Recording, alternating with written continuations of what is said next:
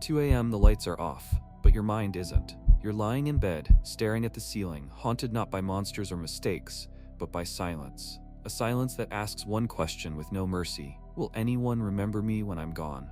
This isn't about death itself, it's about disappearing, quietly, without thunder, without applause, just fading out.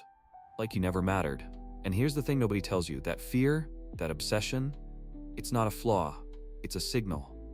A pulse from your soul that something deep and ancient is being ignored.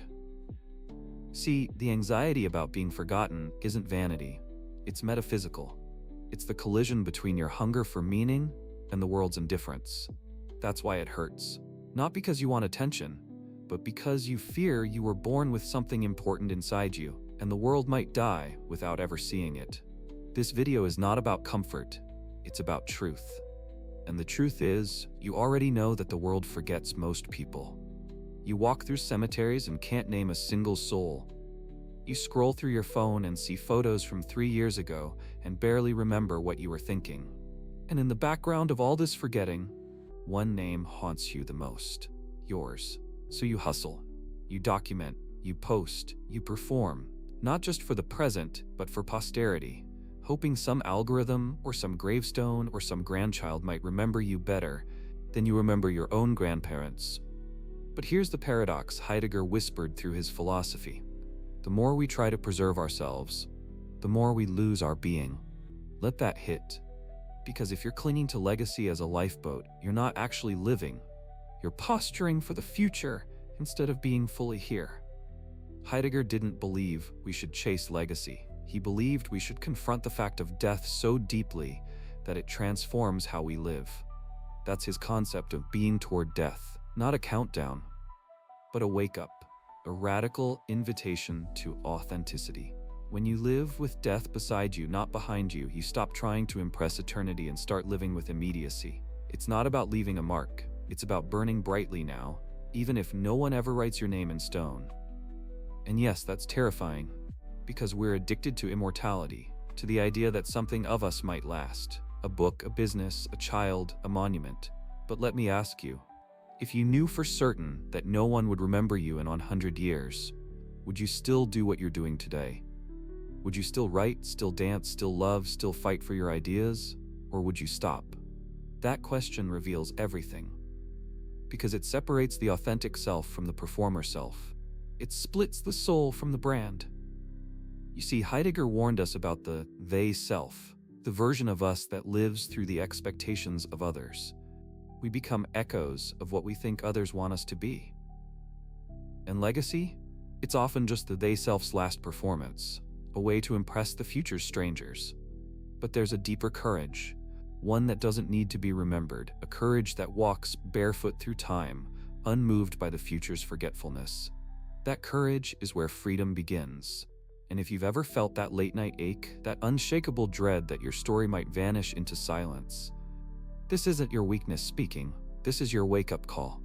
Because that fear isn't solved by being remembered, it's solved by becoming real, fully, now, before the forgetting even begins. And the tragedy is, most people will never get there. They'll spend their lives carving initials into trees, trying to outlive the decay.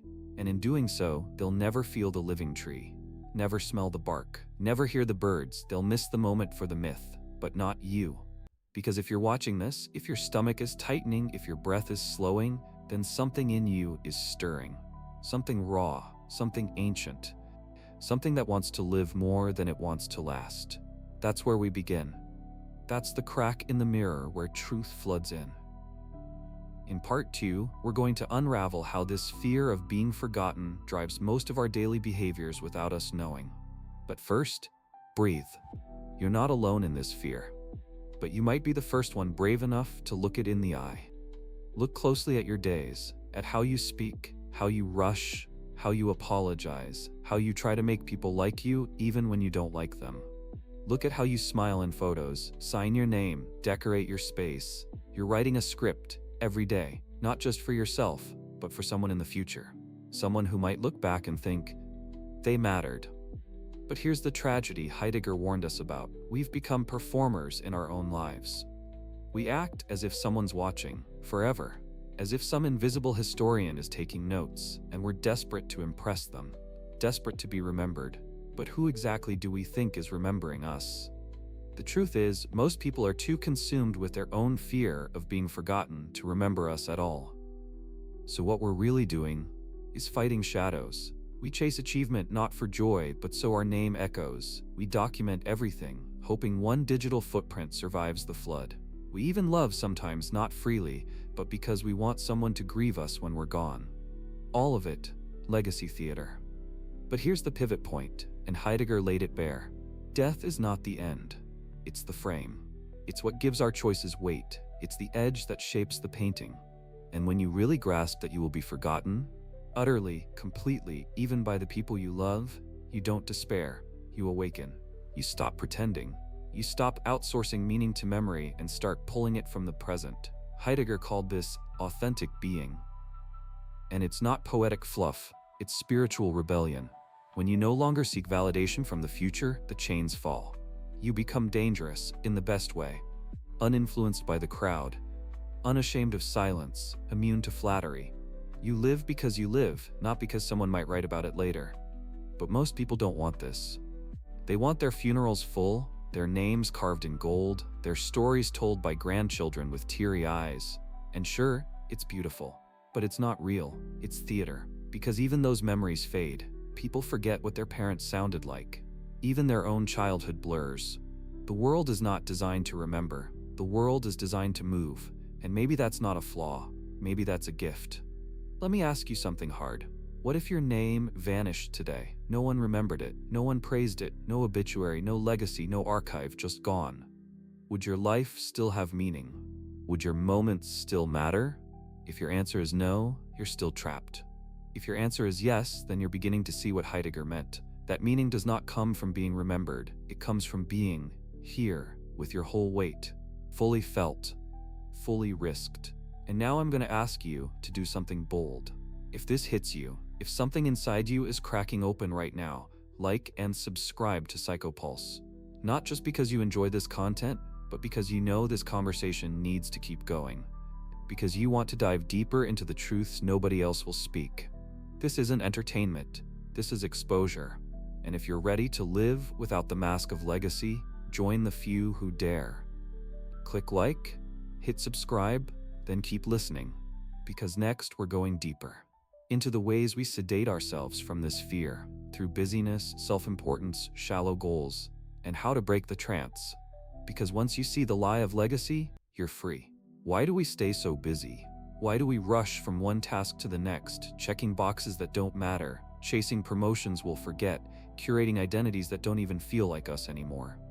The answer isn't time management, it's death management. Busyness is a drug, a brilliant modern narcotic. Because if we stop, even for a breath, we might hear the whisper. That quiet existential tremor that says none of this will last. None of this will save you from being forgotten. Heidegger saw it. He called it falling into the everyday. We fall into distraction, into roles, into small talk and schedules, not because they matter, but because they keep us numb. They prevent us from confronting what he called the anxiety of being toward death. And listen to this carefully. Anxiety in Heidegger's world isn't a disorder, it's a compass, a signal that you are brushing up against something real. Not wrong, just raw. Most people don't want that rawness. They'd rather fill their lives with noise. They trade intimacy for inboxes, solitude for scrolling, reflection for repetition. And here's the most terrifying part. The world rewards it. It calls them productive. It calls them successful. But Heidegger would call them asleep. Because once you taste death, not abstractly, not intellectually, but in your bones, something shifts. You stop tolerating the inauthentic. You stop saying yes when your soul says no. You start feeling your moments with a strange, sacred intensity. A walk is no longer just a walk. It's a final act, a goodbye in slow motion. You begin to live like someone on fire, not because you're scared, but because you finally see the beauty of perishability. The briefness, the miracle of this one inhale. And that's freedom. Let's pause here, not to reflect, but to dismantle. Because you've probably been told your whole life to build a legacy. Write the book. Plant the tree, raise the child, make the mark. It's noble advice, right? But let's challenge it. What if legacy is just another performance, another mask? What if the obsession with being remembered is really just the ego screaming for permanence in a world that offers none? And what if, instead of striving to be remembered, we chose to be unforgettable to ourselves? To live in such intimate truth that the memory of us didn't matter, because the reality of us was fully lived. That's the revolution Heidegger quietly handed us. Not a call to legacy, but to aliveness. And it's not loud, it's not flashy, it's not easy. It requires terrifying honesty. It requires you to look at every part of your life and ask, am I doing this because it's true, or because I want to be remembered? If the answer is the second one, drop it, let it burn. Because if it's not real now, it won't be real later. There's a strange relief in this, a kind of sacred weightlessness. When you finally release the need to be remembered, you stop clinging, you laugh more, you feel time soften, you become generous, not because someone's watching, but because you have nothing left to prove. You love without ownership, you work without ego, you create without applause, and somehow you begin to feel eternal without needing eternity. You want the secret? The ones who are truly unforgettable are the ones who forget themselves first, who surrender their image, who give up the hunger to be preserved, and instead choose to be consumed by the moment. Burnt up in presence. That's what people remember. That's what the soul remembers. In the final part of this video, we'll bring it all together. You'll learn what it actually means to die before you die, and how this ancient mystical idea echoes Heidegger's deepest insight. We'll explore why being forgotten might be the most sacred gift of all, and how to live from that space without fear, without pretense, without chains. There's an old mystical saying, whispered by desert monks and echoed by the ancients: die before you die, and you will never die. Heidegger didn't quote it, but he lived it. It's the very heartbeat of being toward death, not a morbid fascination with dying, but a call to strip everything away before death does it for you. The masks, the titles, the legacy, the illusions. It's about facing the void voluntarily and discovering that you're still here, still breathing, still burning. Because here's the truth we've avoided until now. You will be forgotten. Completely. Maybe not in 10 years, maybe not in 50. But give it time. Give it centuries.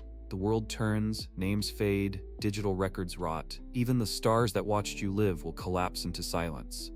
But that doesn't mean you were meaningless. That means you were free. When you no longer need to be remembered, you can begin to live as if you are the memory itself. Not a story waiting to be told, but an experience happening now, with no sequel, no archive, no after. And somehow, paradoxically, this is when you become the most real, the most alive, the most unforgettable. Not because you're trying to be, but because presence, true, unfiltered, unchained presence, is rare. It cuts through the fog of performance like lightning through fog, and you feel it, don't you? That growing realization that your life isn't waiting in the future. That there's no perfect version of you waiting to be remembered. There's only this you. Right here, with all your fears, your beauty, your doubt, your strange, aching hope.